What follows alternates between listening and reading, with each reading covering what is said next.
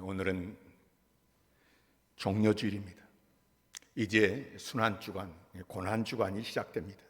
예수님께서 공생의 마지막 날들을 지나면서 십자가를 향해서 나아가십니다.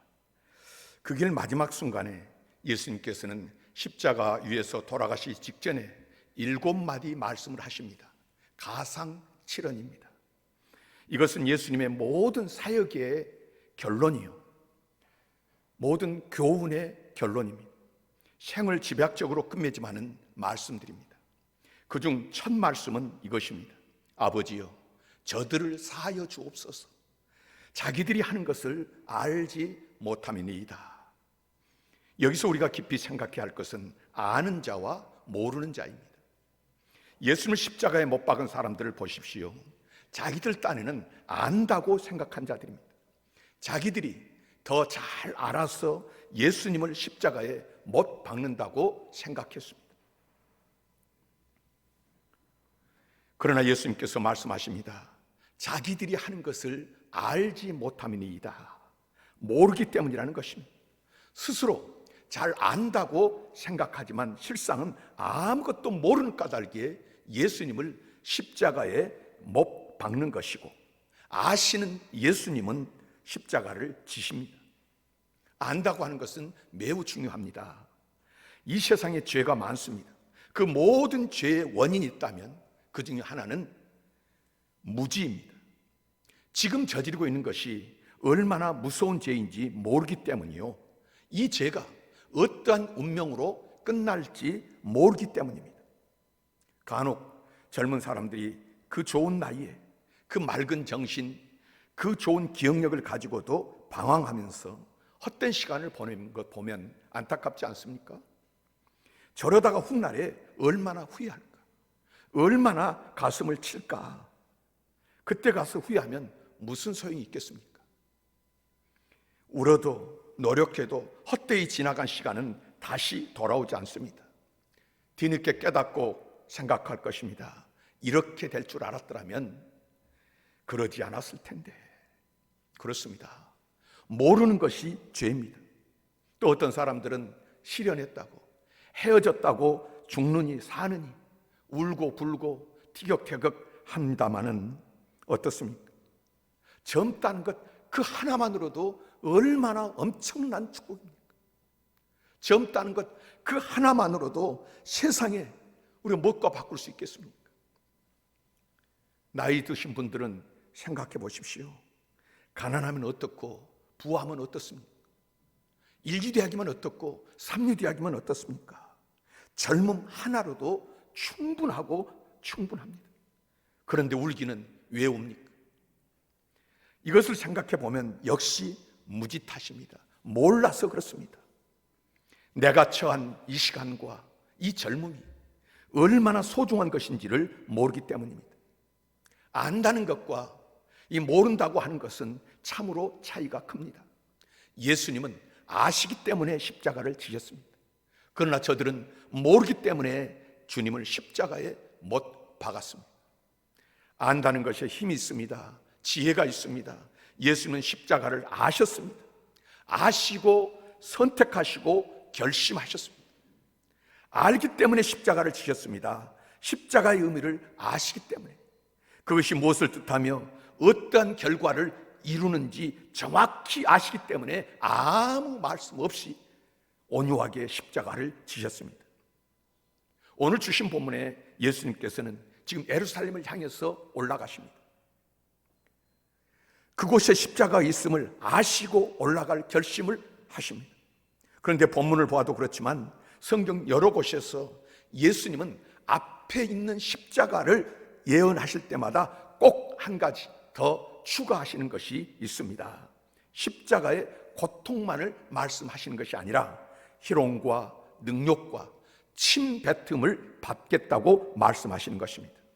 고통도 여러 가지 아닙니까? 몸이 아픈 것도 있고요, 매를 맞는 것도 있고요, 목숨이 끊어진 것도 있습니다만은 가장 인간적인 고통은 치욕입니다.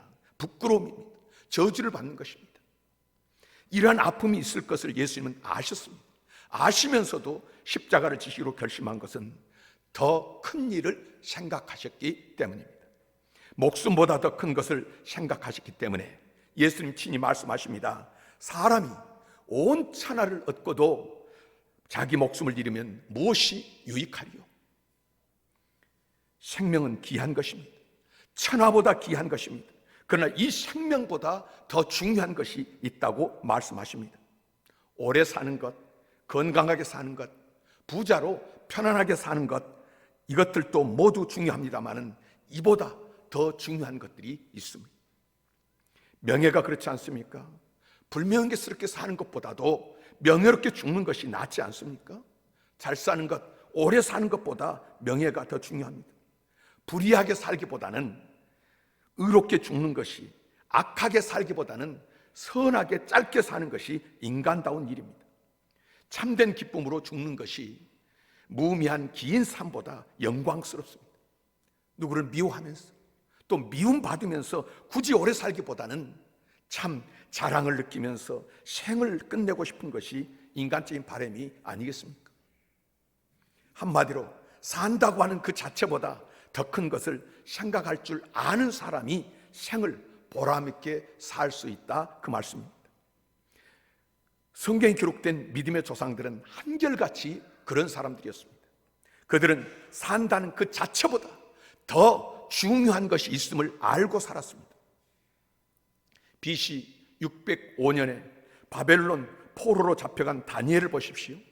그는 이제 바벨론 왕 밑에서 우상을 섬기면서 더러운 포로로 일생을 섬기면서 그 생명을 연장하기보다는 예루살렘으로 향한 그 작은 창문을 열어놓고 깨끗한 마음으로 하나님께 기도드린 후에 죽겠다고 결심합니다.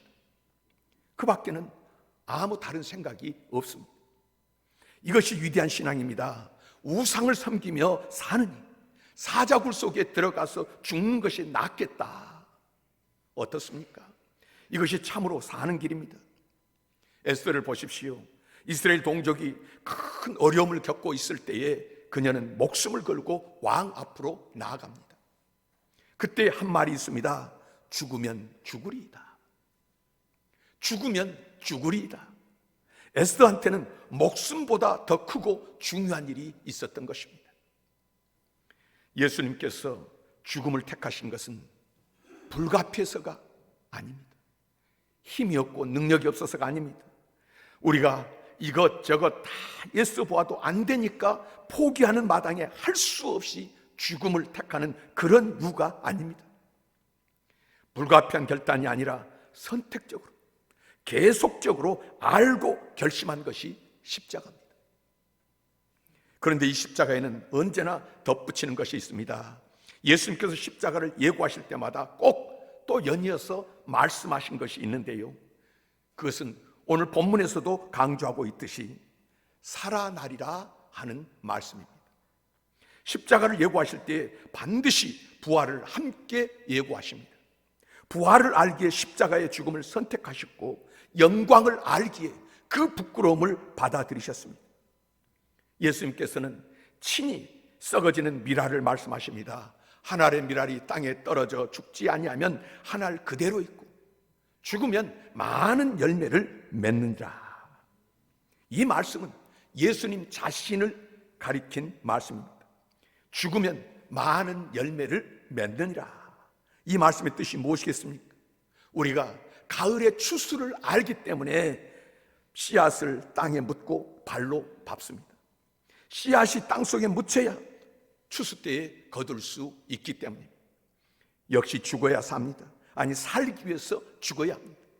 마태복음 16장 25절, 누가복음 9장 24절을 통해서 말씀하십니다. 살기 위해서는 반드시 죽어야 하고 살고자 하는 자는 죽고 죽고자 하는 자는 살리라. 살기 위해서 죽는다. 바로 여기에 복음이 있습니다. 영원한 미래를 위하여 현재를 포기합니다. 영원한 가치를 위하여 순간적인 향락을 저버립니다. 이것이 복음입니다. 예수님께서 십자가를 예고하실 때마다 또 말씀하신 것이 있습니다. 그것은 성경입니다. 예수님께서는 언제나 성경 말씀을 생각하고 계십니다. 선지자들로 기록된 모든 것이 인자에게 응하리라. 성경적 신앙, 성경적 생애, 성경적 결단, 성경적 죽음, 성경적 부활, 모든 것이 성경에 예언된 대로 성취되겠다고 말씀하십니다. 사도 바울도 고린도전서 15장 3절 4절에서 성경적 죽음과 성경적 부활을 이야기합니다. 이는 성경대로 그리스도께서 우리 죄를 위하여 죽으시고 장사 지낸 바 되셨다가 성경대로 사흘 만에 다시 살아나사. 예수님께 성경이란 추상적인 이야기가 아닙니다. 그저 교회 올 때 들고 와서 왔다가 집에 가서 먼지가 묻든 말든 놔뒀다가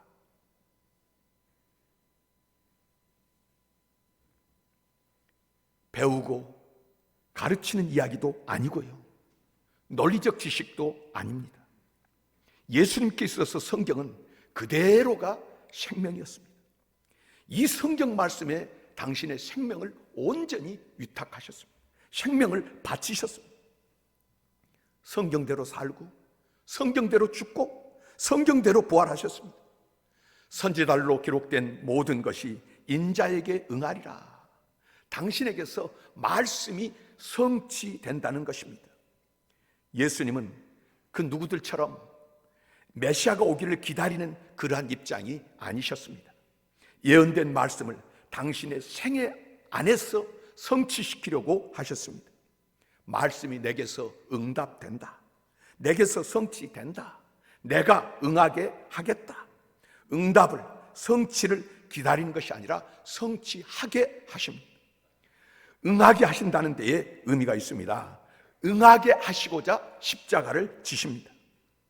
예수님이 겟세마네 동산에서 체포되실 때에 하신 말씀을 기억합니다. 아버지께서 주신 잔을 내가 마시지 아니하겠느냐.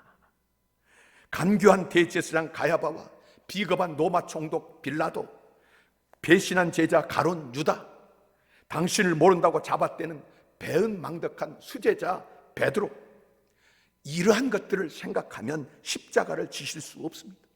저런 것들을 위하여 십자가를 지다니 억울하고 분하고 원통해서 안 됩니다. 그러나 예수님께서는 십자가를 그들은 알지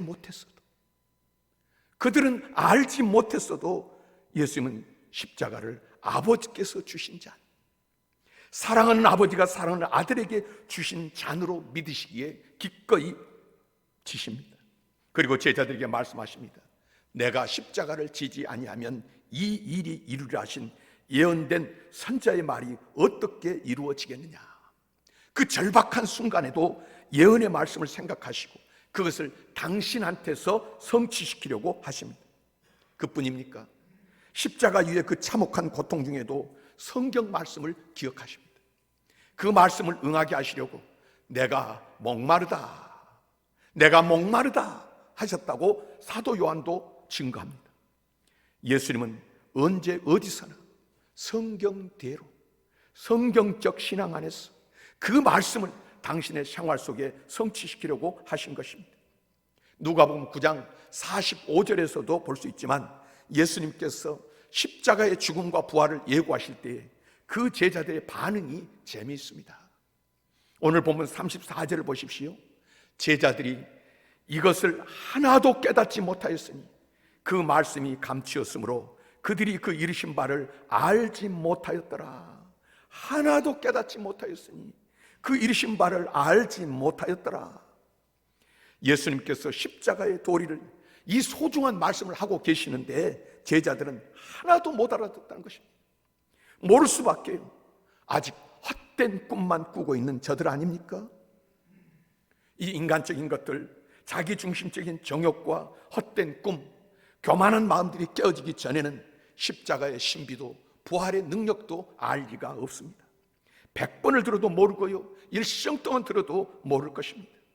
3년 동안 쫓아다니고 가장 가까이에서 예수님의 가르치심과 그 능력을 보고 배웠지만은 결국 아무것도 깨닫지 못한 저 제자들을 보십시오. 주님께서 십자가를 지시고 부활하시고 성령 강림하신 다음에야 비로소 저들도 마음이 열렸습니다. 그때야 비로소 마음이 뜨거워지고 십자가의 의미를 깨닫게 됩니다. 부활의 아침, 그 바라볼 때 저들도 앞을 다투어 순교하게 됩니다. 그 순교의 절정으로 스데반을 보지 않습니까? 순교할 때 그의 얼굴이 천사의 얼굴과 같았다고 합니다. 얼마나 아름다운 표현입니까? 자기를 죽이는 자를 위하여 복을 빌며 천사의 얼굴로 죽어가는 스데반, 바로 이것이 십자가의 의미를 안 사람의 결단 아니겠습니까? 그래서 승리했고, 그래서 능력에 살았고, 그래서 거침없는 전도자가 된 것입니다. 여기 한 사람의 시를 읽어드립니다. 하나님께서 십자가를 세고 계실 때에 나는 돈을 세웠고, 하나님께서 잃은 것 세고 계실 때에 나는 얻은 것을 세웠다. 내가 곳간에 쌓아둔 물건들의 값어치를 세고 있을 때에 하나님께서는 나의 상처를 감싸 주셨고, 내가 주의 이짐을 구하고 명예의 눈이 어두웠을 때에 하나님께서는 나의 무릎 위에 놓인 시간들을 세며 눈물 지으셨다. 어느 날 무덤가에 서기까지 그토록 얻으려 했던 것들이 모두 헛된 것임을 알지 못하였고, 내 모든 사랑하는 것들이 날아가 버릴 때까지 나는 하나님의 사랑 안에 있음이 가장 부유한 것임을 알지 못하였다. 여러분, 십자가 안에 우리의 생명의 신비가 감추어져 있습니다. 십자가에서 살이 찢기시고 피 한 방울, 물 한 방울 우리를 위해서 내어주신 주님,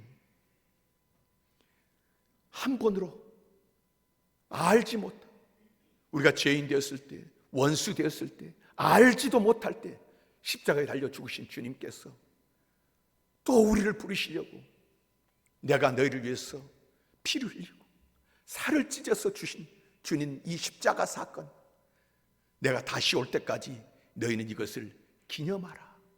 성찬 예식을 정하시고 이 살을 먹을 때마다, 이 피를 마실 때마다, 이 떡을 먹을 때마다, 이 잔을 마실 때마다 내가 다시 올 때까지 기념하라. 무슨 말씀입니까? 세상 끝날까지 함께 하셨던 주님이 이 성찬 예식을 통해서 우리 가운데 함께 하시며 그대로 그 모든 은혜를 주시고자 함인 것입니다. 주님이 다 주고 가셨으나 끝난 것이 아니었지요. 저 부활의 언덕을 바라보십시오. 그리고 그 부활 신앙 안에서 우리 주님이 승리하셨던 그 승리가 바로 오늘 주님의 고난, 이 성찬에 참여한 우리의 모든 삶을 승리로 이끌어감을 믿으시고 이 믿음으로 승리하시기를 주의 이름으로 축원합니다.